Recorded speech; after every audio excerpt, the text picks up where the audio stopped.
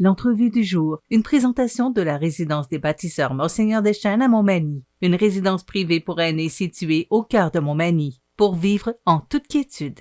La résidence des bâtisseurs Monseigneur Deschênes à Montmagny, une résidence privée pour aînés située au cœur de Montmagny, personnel compétent, service 24 heures sur 24, infirmière, entrée sécuritaire contrôlée et plus encore. La résidence des bâtisseurs Monseigneur Deschênes pour vivre en toute quiétude. Ma prochaine invitée, c'est Mme Karina Bilodeau. Elle est administratrice à la médiathèque de Sainte-Perpétue.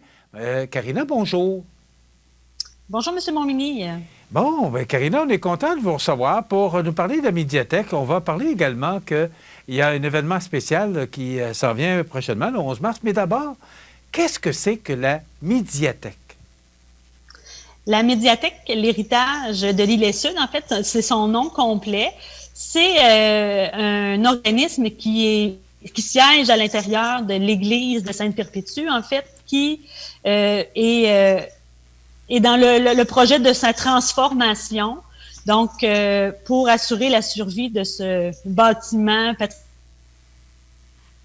mais il y a depuis quelques années l'organisme de la médiathèque qui a été mis en place, qui propose de favoriser l'accès à la population à l'éducation, à la culture et à la préservation du patrimoine. Donc, il y a comme plusieurs volets à l'intérieur de la médiathèque. Il y a un service d'atelier des jeunes qui offre des ateliers culturels, de loisirs, là, le matin, le midi, le soir, là, pour un peu comme à la manière d'un service de garde, mais avec vraiment une dimension culturelle qui est importante. Il y a un coin lecture aménagé à l'intérieur de la médiathèque. Il y a un espace culturel, style café culturel. Il y a même également là, une scène qui est érigée pour produire des spectacles professionnels. Est-ce que cet endroit-là sert aux gens de Sainte-Perpétue ou sert pour les gens de Saint-Pamphile, les gens de la MRC d'Îlet, quoi? Ben, en fait, c'est une ressource qui se veut régionale, donc qui est accessible à toute la population de l'Île-et-Sud, donc autant les gens de Sainte-Perpétue que les 6 autres municipalités, là. OK. Maintenant, il y a un événement, parce qu'on sait que les Arts de la Scène produisent des spectacles à l'occasion, maintenant, à la médiathèque. C'est entre autres un événement, mais parlez-nous des événements qui se passent ou qui se sont passés à la médiathèque. Bien, dernièrement, en fait, à l'automne, en collaboration avec les Arts de la Scène, on avait accueilli Christian-Marc Gendron et sa conjointe Manon Séguin. Donc, c'était un spectacle à ce moment-là qui était bénéfice pour, dans le fond, amasser des profits pour la continuité du projet de transformation de l'Église en médiathèque. Dernièrement, en fin de semaine passée, on avait un rendez-vous littéraire. On a accueilli Amy Bois, une jeune auteure de la région qui est venue transmettre de l'information sur son parcours, sa bibliographie. On a également là, des événements là, plus locales qui peuvent se tenir à la médiathèque selon les besoins. En fait, c'est de répondre aux besoins de la population, puis également de proposer différents services, différentes activités pour agrémenter l'offre culturelle de la région de toute l'Île-et-Sud. C'est une bonne idée, bravo pour cette merveilleuse idée. Bon, mais maintenant, au lieu de transformer l'église en salle communautaire, on l'a transformée en médiathèque, mais qui se veut très culturelle, c'est ce que je comprends. Oui. Le 11 mars prochain, Karina, il y a une soirée improvisation qui se tient justement dans le cadre de cet événement culturel. Parlez-nous de cet événement le 11 mars prochain. Oui, donc en collaboration avec la Fondation Lire pour réussir et avec le soutien financier de la MRC de l'Îlet, là, avec le programme, le Fonds d'appui aux initiatives culturelles, nous allons accueillir à la médiathèque une ligue d'improvisation littéraire. Qu'est-ce que c'est? Parce que là, on entend improvisation, on entend littéraire, c'est peu commun comme association. En fait, nous allons accueillir 2 écrivains qui viendront lire des extraits de leur bibliographie, de leur œuvre. Donc, ces écrivains-là, c'est Nicolas Paquin et Patrick Sénécal qui viendront donc nous faire la lecture d'extraits. Et pour agrémenter la lecture, nous aurons des comédiens et un musicien et un animateur de soirée pour faire combiner une suite à l'histoire, mais sous forme improvisée. Donc, c'est un spectacle, une performance unique, éphémère, qui se produit une seule fois. C'est vraiment unique, où la rencontre de l'écrivain vient s'ajouter au talent du comédien. Donc, les comédiens qui seront sur place, c'est Simon Boudreau, Jean-François Nadeau et la comédienne qui se fait appeler Zumba. Pourquoi 2 écrivains?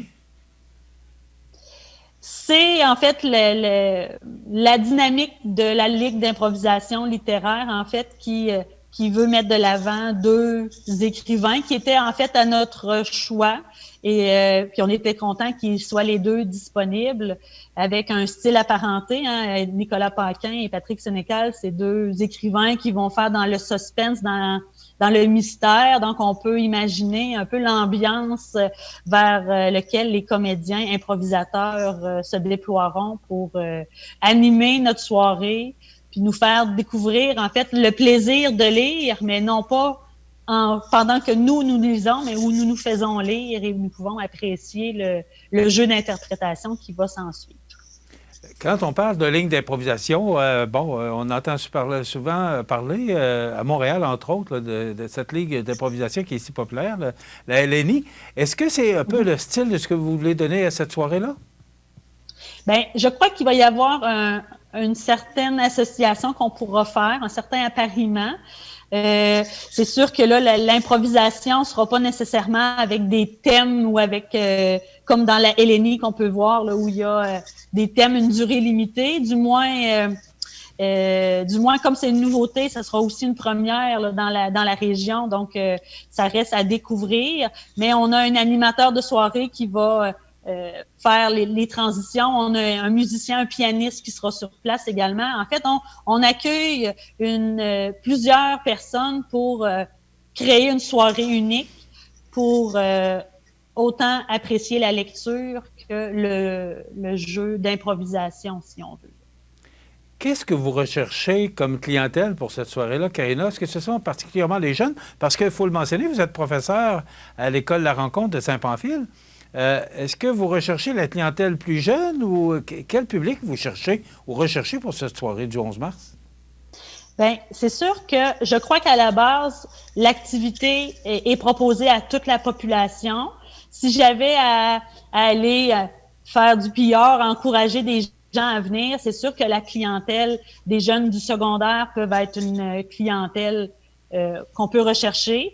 Également, tous les adultes là, qui peuvent être intéressés, ne serait-ce que par la lecture, qui peuvent être intéressés également par le théâtre, par l'improvisation. Donc, on peut quand même y aller ratisser assez large sur la population ciblée. Hein. On pourrait y aller là, sur du 10-12 ans jusqu'en montant. Là, en fait, là, je pense qu'il n'y aura pas nécessairement de limite. Tous les gens qui seront intéressés à venir pourront être là. En fait, la médiathèque a quand même une capacité d'accueil importante là, de plus de 200 personnes. C'est sûr qu'on doit respecter les mesures sanitaires en vigueur, mais qu'on a la place là, dans le bâtiment, dans l'église là, qui est converti en médiathèque pour accueillir les gens qui seront intéressés.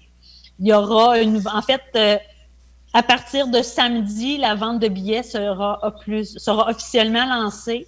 Donc, il y aura des billets en vente à la médiathèque auprès des membres de la médiathèque, donc dont moi, entre autres, et certains autres membres bénévoles. Et il y aura également des billets en vente à la boutique La Pagaille de Saint-Pamphile.